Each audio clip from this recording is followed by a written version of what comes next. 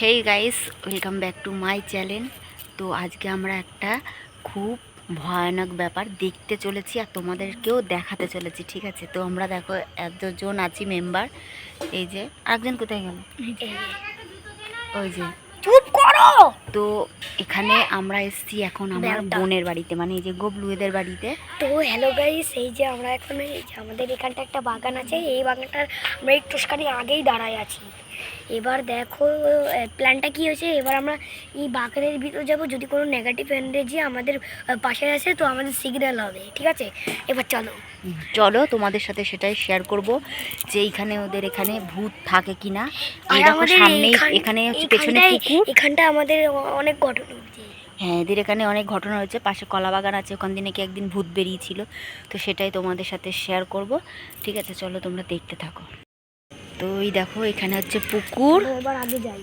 আর পুকুরের সাইড দিয়ে চলো যাচ্ছি দেখাতে বাঁশ বাগানের মধ্যে বাড়ি। চলো, বাঁশ বাগানের ভিতরে বাড়ি, তাইলে বাবা। এই দেখো একটা গাছ। চুপ কর পাগল। এই দেখো বাঁশঝাড়, দেখতে পাচ্ছ তো? বিশাল একটা ভয়ানক ব্যাপার। আর ওই দেখো একটা টিমটিমি করে আলো জ্বলছে। তো ওইটা হচ্ছে বাঁশঝাড়ের মধ্যে একটা বাড়ি আছে। এই দেখো বাঁশ বাগানের পাতায় পাতায়, তেঁতুল গাছের মাথায় মাথায়। এই দেখো আমরা এখানে চলে এসেছি এখন। এই যে বন্ধুরা, ওই ঘটনা এই জায়গাটায় ঘটেছে। বাকিটা আমি কিছু বলবো না, ওদের এখানে বাড়ি তো এই ভালো বলতে পারবে। চল, কোথায় কি আছে আবার দেখা। ভিতরটা তো চলো বন্ধুরা, দেখতে থাকো ভিডিওটা। দেখো কতটা। আর যাবো, আর যাস না কবলু,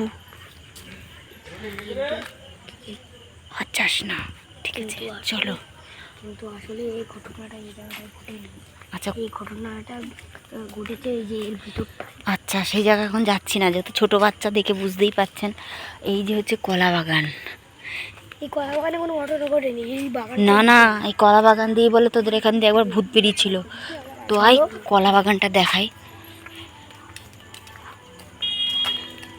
দেখো এই যে হচ্ছে সেই কলা বাগান। এই কলা বাগানের ভিতরে যেন একজনের মৃত্যু হয়েছে। তাহলে বুঝতেই পাচ্ছেন এই যে কলা বাগান। আপনাদেরকে একটা কথা বলতে ভুলে গেছি।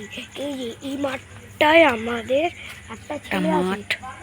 এবার ওদের সঙ্গে কি হয়েছে, এখানটায় ওর মাথায় এরকম করে ফুটে গেছে, কিন্তু ও বাঁচতে পারেনি। এবার ওর আত্মা এই মাঠটার ভিতরেই থাকে।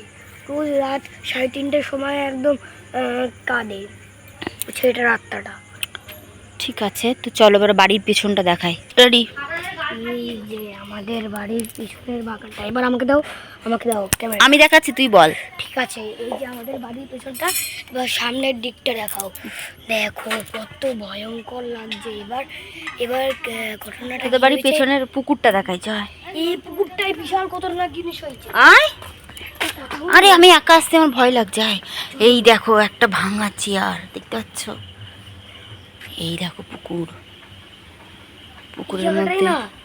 এই জায়গাটা নাকি একটা পচা পচা গন্ধ আসছে। চ, এই জায়গাটা মনে একটা পচা পচা গন্ধ আসছে। এই যে ওই বাগানটা, এই বাগানটা যদি কত বড় গাছ দেখো গাইস। এই বাগানটা যদি কেউ ভিতরে যায় না, এর সঙ্গে অনেক নেগেটিভ এনার্জি ঘটে। কেন যে এই বাগানটার ওই পাড়ে আর একটা বাগান আছে। এই বাগানটাই ওই নেগেটিভ এনার্জি গুলো ঘটে। আর রাত্রির বেলা প্রচুর শিয়ালের ডাক আসে, তো কি বলবো।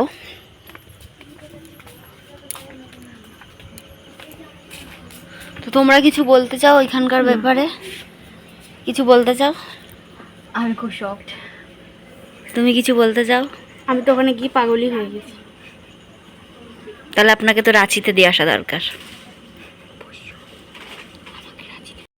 ঠিক আছে বন্ধুরা, তো আজকের ব্লগটা এখানেই শেষ করছি, বেশি বড় করলাম না। ভালো লাগে ভিডিওটা লাইক করো, কমেন্ট করো, শেয়ার করো, আর আমার চ্যানেলটাকে সাবস্ক্রাইব করো। চলো আবার একটা ভিডিওতে আসবো কোনো সময়।